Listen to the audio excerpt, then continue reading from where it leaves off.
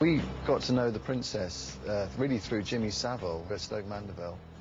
We pushed ourselves from John O'Groats to Land's End to raise money for spinal research. And when we got back to London, he organised a surprise visit to Kensington Palace for us, where Diana was waiting with a glass of Pimm's.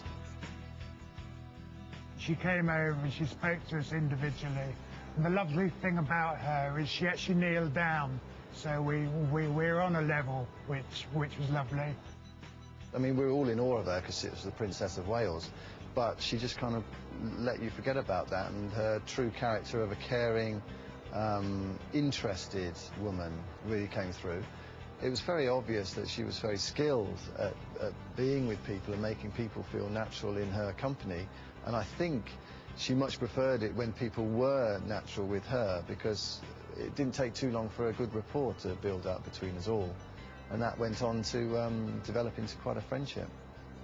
I recall one time when we were having lunch with her, and there was a little silver stand to pop the menu on, and I was looking around and I put the menu off and I was trying to get this in my little top pocket, and she was sat next to me and she said, "Oi, what's going on here?"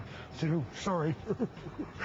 So yeah, we used to muck about and have a bit of fun, that's for sure. I think Diana was very keen on exposing William and Harry to disability in a way that didn't make them feel frightened of it, because we were all very relaxed and having a bit of a laugh. And it really struck me that these boys were being given an insight to disability that not a lot of youngsters would be getting. When the going got tough and I was in quite a mess in hospital, I was very low, very depressed, and as if my world had fallen apart. And when this telegram arrived out of the blue, it was just fantastic. I looked at it and had to read it again, and I thought, oh, you know, she really, really cares on a very much personal level.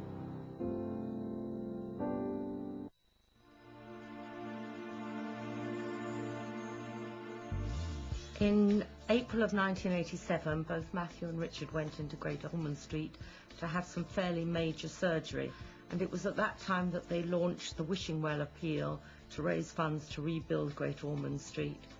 Matthew and Richard, who I think were both considered both characters in the hospital, were invited back to meet Princess Diana.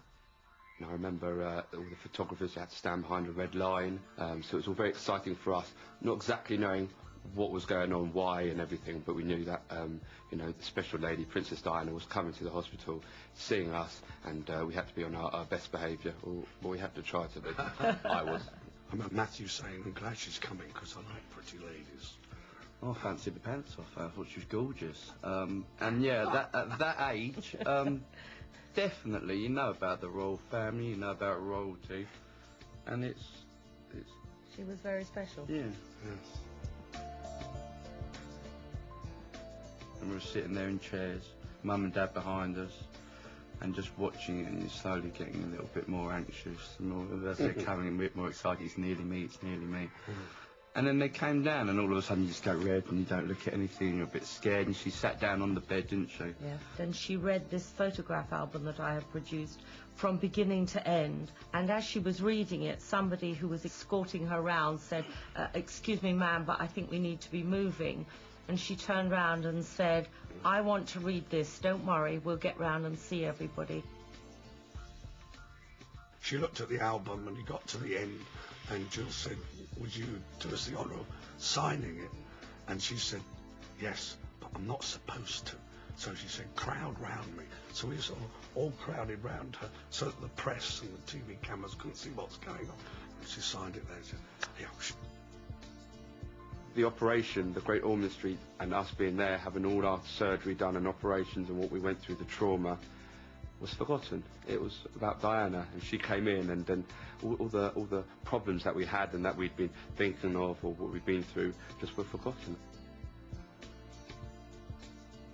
I still remember it clear as day. I remember the feelings I had before and after and during with her, the interview I had after. It's still clear. It's one of those.